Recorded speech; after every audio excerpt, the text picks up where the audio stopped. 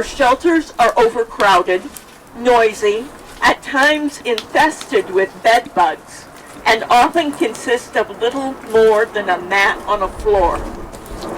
We have no place to store our possessions, and so must carry them with us. Pushed onto the street in the early morning hours, we are hidden from sight and forced to stay on the move. We are unwelcome in your public spaces and are harassed by your police and private security when we stop to rest. At least a third of us sleep outside, where we are subject to trespass and arrest. Our belongings are routinely stolen and destroyed by government workers who are just doing their jobs. When we camp in cars, we are targeted for citations and our vehicles are towed and impounded.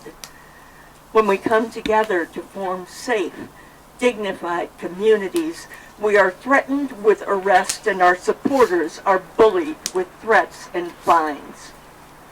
We die on average at 48 years of age. 9 of us have died of suicide so far in 2009. We are the working poor who have been set up to fail. Our low wages, work insecurity, lack of health care, overcrowded and unaffordable housing, and unreliable transportation leave us vulnerable to economic disaster. We are the expendable, the dehumanized, the written off, and the devalued. We are the sick, the disabled, the mentally ill, and the addicted. We are the too poor, too uneducated, too old, and too unemployable to matter. We are the human wreckage of a broken system that denies its responsibility and blames us for our existence. It shouldn't be like this. Homeless people deserve and are entitled to the same protections as our housed brothers and sisters. A right to health and housing, freedom from violence and stereotyping, the ability to keep our families and loved ones together, and the tools to move ahead and thrive. In 2010, worse will come. King County, at the close of this year, reduced human services funding by 46%. Youth shelter funding was eliminated. Food bank funding was slashed to zero at a time of record demand.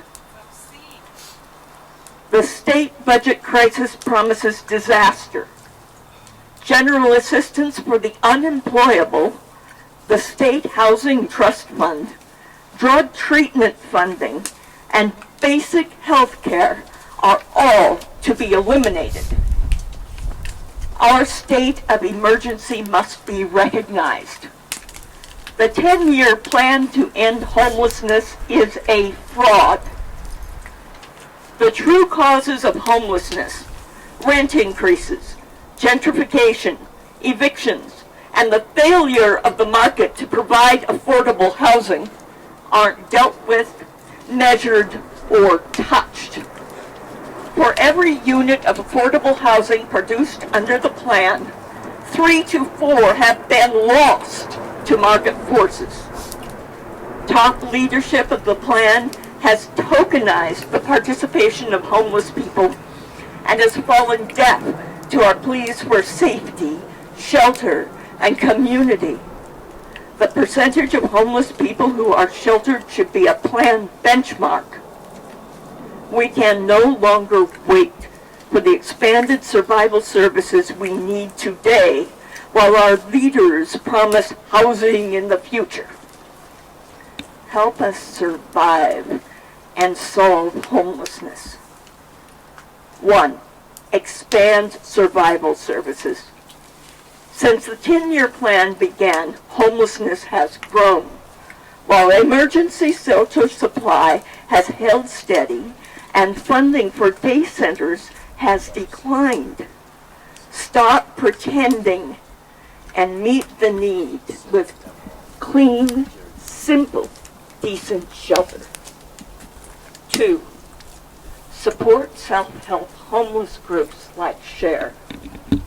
When we run our own shelters, we cost-effectively offer maximum dignity and community to residents. Stable city funding will help us build community-wide solutions to meet the growing need. 3, provide a permanent site for Nicholsville. We need a site big enough for a non-moving eco-village of up to 1,000. There are over 70 sites in Seattle that will work, and only one is needed. 4, complete the Homeless Remembrance Project to honor people who have died while homeless.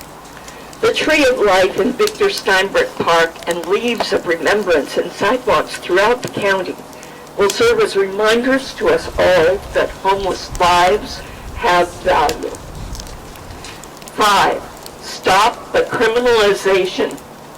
Citations for trespass violations, panhandling, and sitting on sidewalks clog our courts and punish the poor with fines and jail time while denying us due process under law.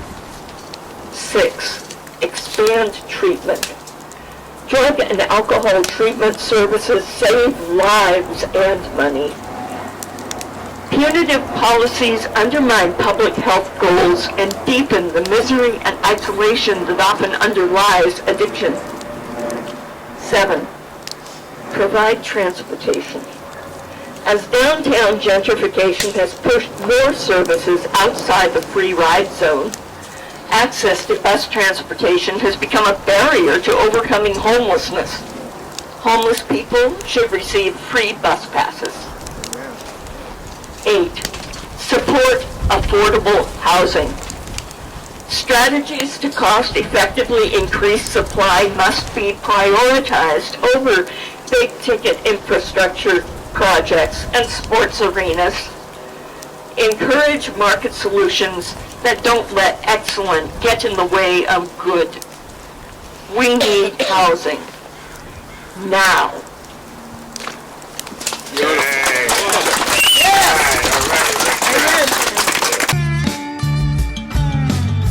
The upper class look down on us like a piece of dirt. Too scared to look in our eyes, or they might feel the hurt.